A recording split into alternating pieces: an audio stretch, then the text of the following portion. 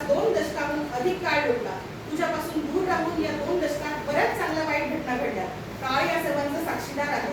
संघर्षमय जीवनाच्या स्पर्धेत आम्ही पुढे चालत राहिलो. तू मात्र तिथेच तशीच निस्तब्ध होतीस.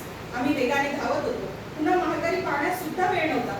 तू मात्र आसुसलेल्या नजरेने आमच्याकडे पाहत होतीस. पण आम्ही कधीच तुझे अंतरंग समजून घेण्याचा प्रयत्न केला नाही. तू मात्र मौनच होतीस. पिलांच्या पंखात बळ आले का ते उंच गगन भरारी घेण्याकडे झेप घेतात आणि उंच क्षितिजापर्यंत जातात, परंतु त्यांचे घरटे म्हणजे शाळा त्यांची वाट पाहत असते. हे त्या पिलांना कुठं ठाऊक असतं ग? अजूनही तो क्षण आठवतो जेव्हा आम्ही तुझ्या प्रांगणात प्रवेश केला. तेव्हा आम्ही रडत होतो आणि ज्या दिवशी शेवटचे पाऊल या प्रांगणाबाहेर टाकले तेव्हाही रडत होतो. परंतु या दोन्ही रडण्यात किती फरक होता. आजही त्या सर्व आठवणी मनात ताज्या आहेत. आजही आठवते आम्ही ज्या बाकावर बसायचो त्या बाकाशी आमचे जडलेले नाते, तो खडू आणि फळा यांच्याशी जिव्हाळ्यांचे झालेले संबंध, ते गुरु ज्यांनी आम्हाला मार्गदर्शन केले, मधल्या सुट्टीत केलेली धमाल, डबा खाताना मित्रांशी केलेली थट्टा मस्करी आणि तुझ्या त्या मैदानात खेळताना अंगावर झालेली खरचड, तो गृहपाठ अपूर्ण असल्यामुळे भोगलेली शिक्षा, अशा कितीतरी स्मृती तुझ्यामुळे आम्हाला लाभल्या. या सर्व गोष्टींमुळे आमचा आंतरिक विकासच होत गेला. या सर्व गोष्टींमुळेच आम्ही माणूस म्हणून घडत गेलो. प्रिय शाळा, तुझ्या या 2 अक्षरी नावात किती अर्थ दडलाय ग. कित्येक पिढ्यांच्या इतिहासाची तू साक्षीदार आहेस. कित्येक वादळ वारे तू झेललेस तरी तू शांत आहेस. कधी एका शब्दाने पण तू तक्रार नाही केलीस. किती महानता आहे तुझी. तू आम्हाला जगण्यासाठी संस्कारांची शिदोरी दिलीस, जी आम्हाला आमच्या आयुष्यात पदोपदी उपयोगी पडत आहे. तुझ्या अंतरी तू ज्ञानाचा दिवा तू सतत तेवस ठेवलास आणि तोच आमच्या मनात सदैव राहिला. तू त्यागाची मूर्ती, तू ज्ञानाचे मंदिर, तू विद्यार्थ्यांची पंढरी, तू वाळवंटातील ओयासिस, अशा किती उपमा दिल्या तरी कमी पडतील ग. तू कित्येक पिढ्यांवर किती गुण केलंस जे कधी न पिटण्यासारखं आहे.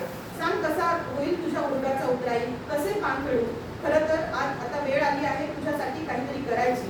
आमच्या बाहूत नक्कीच एवढे बळ आले आहे की आम्ही नक्की तुझ्यासाठी काहीतरी करू शकतो. तू दिलेल्या संस्कारांचे पान फेडण्याची आज वेळ आली आहे. तुझ्या सोबत घातलेले क्षण अजूनही मनात ताजेतवाने आहेत. तुला प्रफुल्लित आणि उत्साहात बघायची मनाला ओढ लागली आहे. आमचे स्नेहमिलनासोबत तुझ्या कृतज्ञतेचा सोहळा आम्हास करावयाचा आहे. तू दिलेल्या ज्ञानाने, शिक्षणाने आम्ही उंच गगन भरारी मारली आहे. अगदी सर्व क्षेत्रात सर्वजण उच्च पदस्थ आहेत. काही जणांची कीर्ती तर क्षितिजाच्या पलीकडे आहे. यात तुझा सिंहाचा वाटा आहे. प्रिय शाळा, तू आम्हाला जगण्यास शिकवले. आमच्यातला माणूस तूच घडवला. तू दिलेल्या जीवनाच्या धड्यांचा आम्हाला आमचे आयुष्य घडवताना उपयोग झाला. असे ज्ञात आणि अज्ञात सुसंस्कार तू आमच्या मुलावर उमटवलेस. प्रिय शाळा, आता थांबतो. खूप झाले ना. मनावरच्या भावनांना शब्दरूपाने कागदावर उमटवण्याचा हा छोटासा प्रयत्न होता. खरंच खूप दडलंय या मनामध्ये, पण सगळ्याच भावना शब्दात व्यक्त नाही करता येत. काही भावना स्पर्शाने पण करतात. असो, आता लवकरच भेटूयात आपण. कृतज्ञता आणि स्नेह मिलन सोहळ्याच्या निमित्ताने पुन्हा एकदा. भावनेच्या अवघात काही कमी जास्त झाले असेल तर क्षमा करा. तो आहे खेळणार आणि साधारण 1-2 महिन्यापूर्वी माझी कॉन्टॅक्ट केला. त्याला ओळखलं पाहिजे. हिंजोळीला पुण्याला आहे तो. आणि सर काय चालतं काय नाही, शाळा चालू शाळेत शाळेत म्हणून तो शाळेतच आहे. तसं माझी अशी कल्पना आहे की मला शाळेला काहीतरी हेल्प करायची आहे. चालेल सर, काय हेल्प काय करता येईल मला? तुझी इच्छा. तुला वाटलं घरी कोणाला कपडे घेऊन द्यायचे कपडे घेऊन दे, पुस्तक घ्यायचे पुस्तके घेऊन दे, शाळेला काही द्यायचं असेल तर शाळेला काही दे, तुझी इच्छा असेल तर करतो म्हणे. विचार तुम्हाला कळवतो म्हणे. तिथं दिवशी फोन आला. मग सर मी तुमच्या खात्यावर 5,500 रुपये टाकले मनोज खेळणार म्हणून. बघा म्हणजे का मनोज 5,500 रुपये माझ्या फोनपेला टाकलेला आहे. आता जूनमध्ये आम्ही ते 5,500 रुपये मनोज ते गरीब विद्यार्थी असतील, त्यांना काही लागतं, काही पण लागतं का, पुस्तकं लागतात का, त्याच्यावर आम्ही ते खर्च करणार आहोत. त्यामुळे मी पैसे पाठवले त्याच्याबद्दल सगळ्याच्या वतीने मनोजचे आभार मानतो. त्याच्या लेटरमधून असं दिसतं की तो टचमध्ये आहे. त्याला वाटतं हो कृपया त्याला म्हणजे काहीतरी इन्सिडेंट झाला तो येऊ शकत नाही. पण तो फार भावनिक दिसला मला.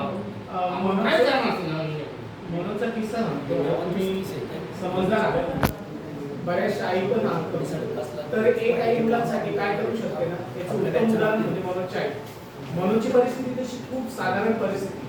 मनोजची बहीण जी ना सुषमा, ती पण चांगल्या कॉलेजमध्ये नोकरी करते आणि हे सगळं श्रेय त्या आईच आहे. खूप कष्ट केलेले म्हणून एकदम सामान्य माणूस होता बिचारा. सामान्य पण त्याची तळमळ खरंच आईने खूप केली त्याच्यासाठी, तिघं भावनांसाठी.